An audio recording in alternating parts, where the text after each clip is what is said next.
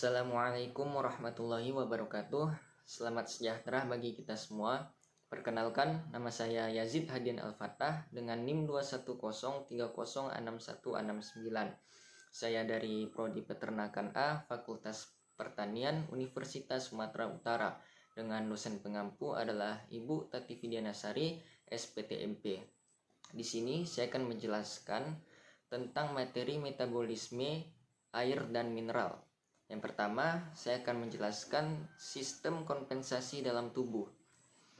Sistem kompensasi dalam tubuh ada 3. Yang pertama, sistem dapur darah.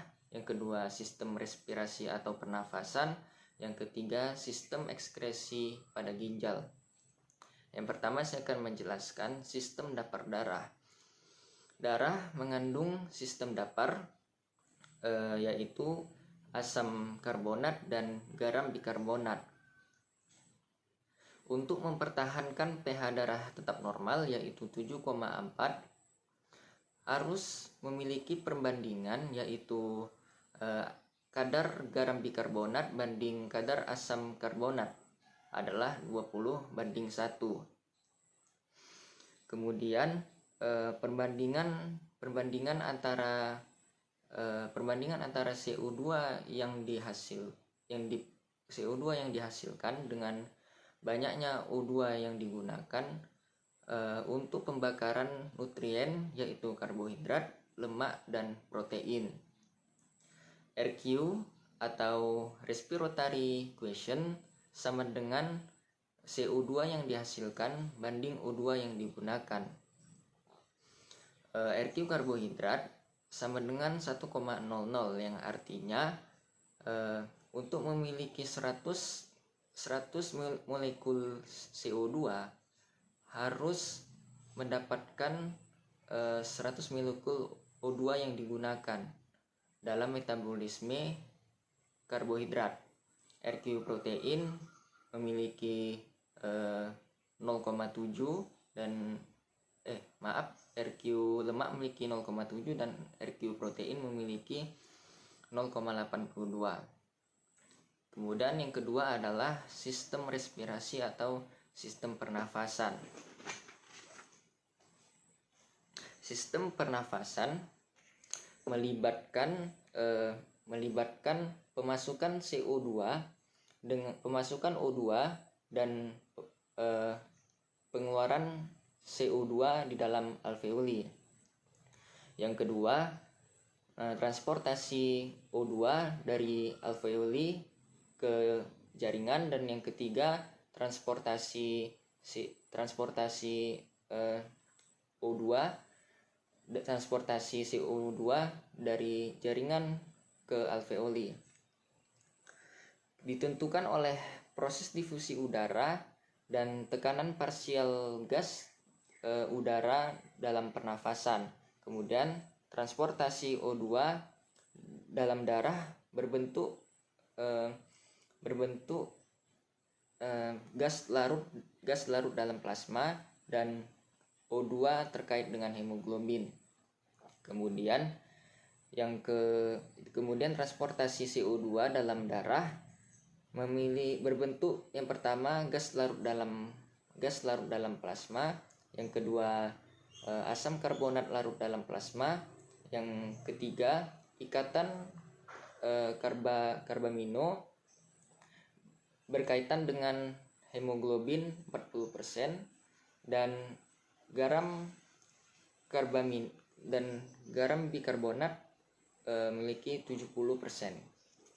Di sini kita bisa lihat kenaikan pH dalam PO2 mm hektogram memiliki 7 di kolom pertama ada 7,6, di kolom kedua ada 7,4, dan di kolom ketiga ada 7,2. Kemudian kenaikan parsial di kolom kedua ada CO2 sama dengan 20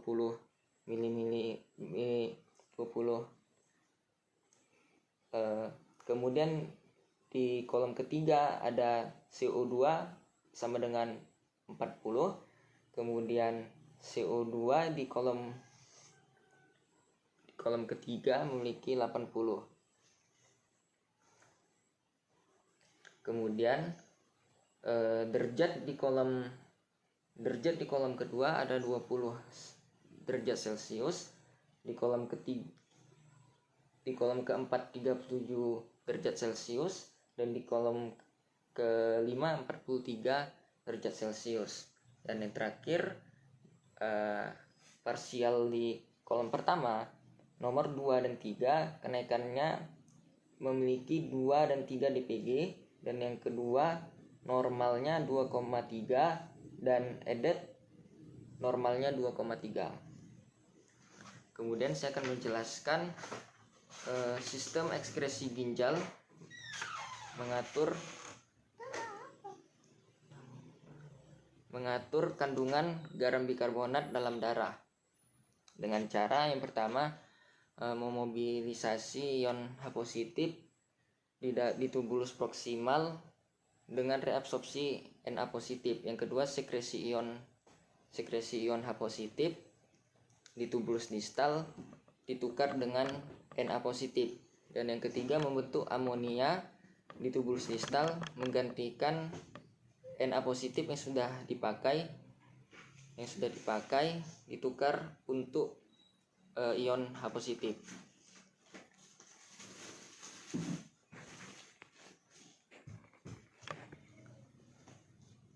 Kemudian saya akan menjelaskan yang kedua, yaitu proses metabolisme air pada ternak.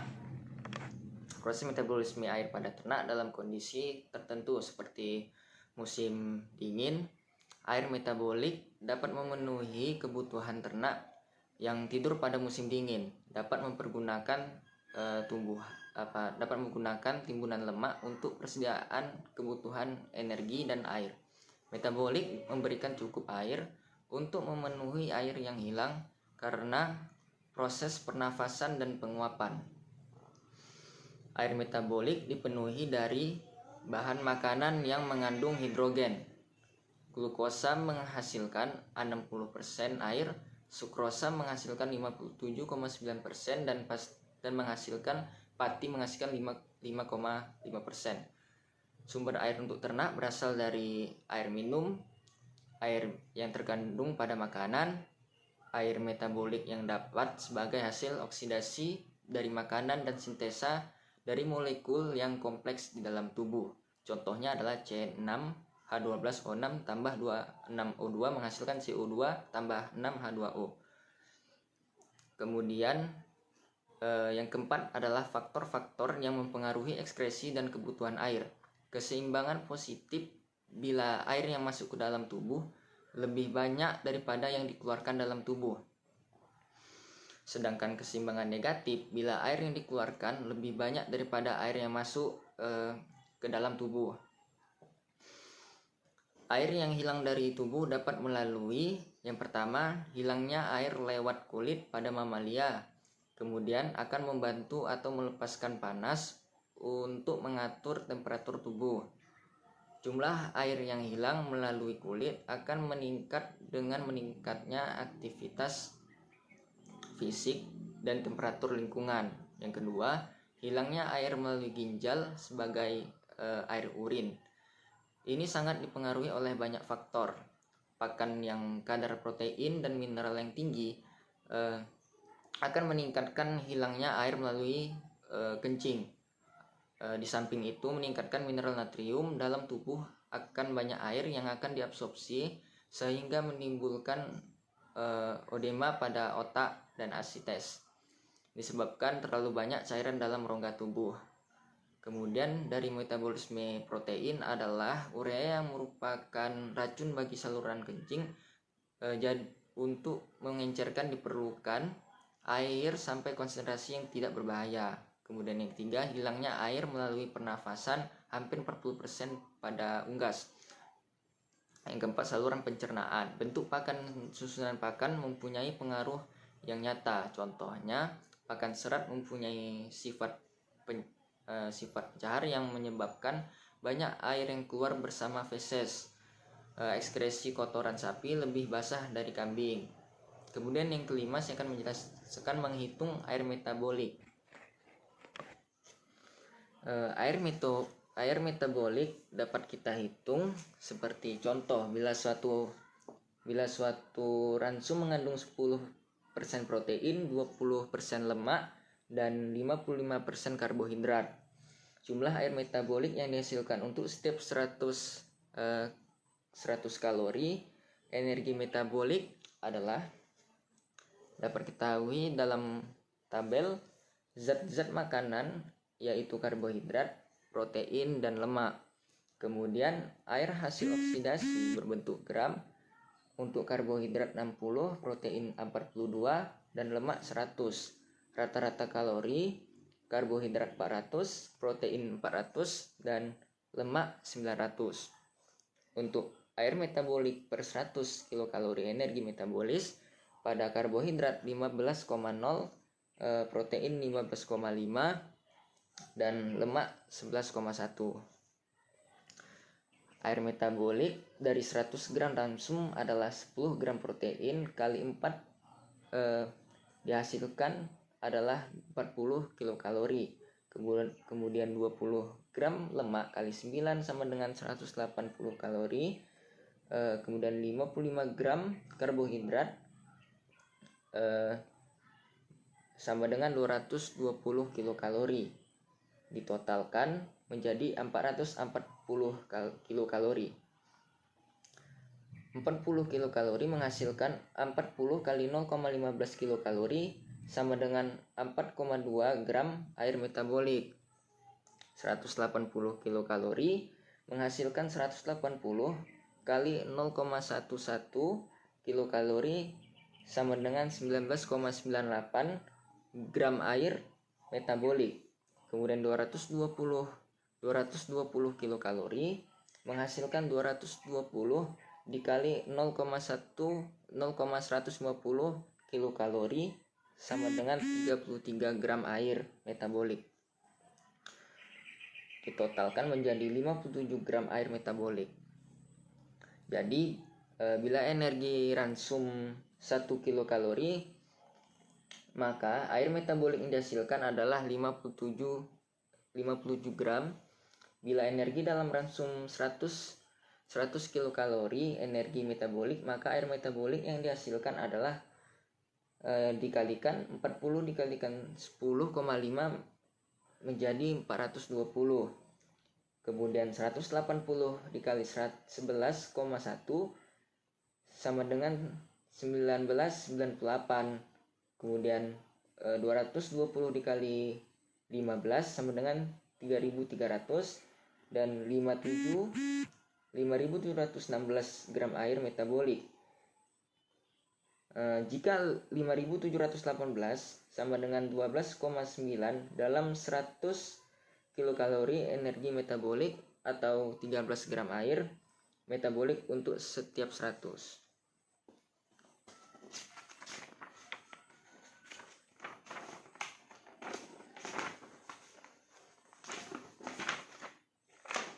Untuk setiap 100-nya menjadi 140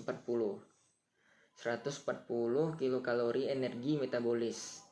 Bila konsumsi manusia terhadap bahan makanan sekitar 2.500 kilokalori, maka air metabolik yang diperoleh adalah 2.500 dikali 0,129 sama dengan 322,5 dikali 0,1129 adalah air metabolik yang dihasilkan oleh setiap 1 kilokalori energi. Sedangkan sumber air dapat berasal dari air metabolik, air pada makanan, dan air pada minuman, yang totalnya menjadi 2.750, yang dimana 250 dapat dari 322,5, 750, dan 1677,5. Sedangkan kebutuhan air rata-rata sebanyak 2,8 liter, sehingga 1677,5 harus dipenuhi dari air minum. Jadi dapat mewakili sebagian dari air yang diminum dan sebagai akibat jumlahnya dapat dihitung dari perkiraan kebutuhan pertanian. Kebutuhan pertanian tersebut diperkirakan kebutuhan air per hari. Sekian atas penjelasan saya. Bila ada kurang, mohon dimaafkan. Terima kasih. Assalamualaikum warahmatullahi wabarakatuh.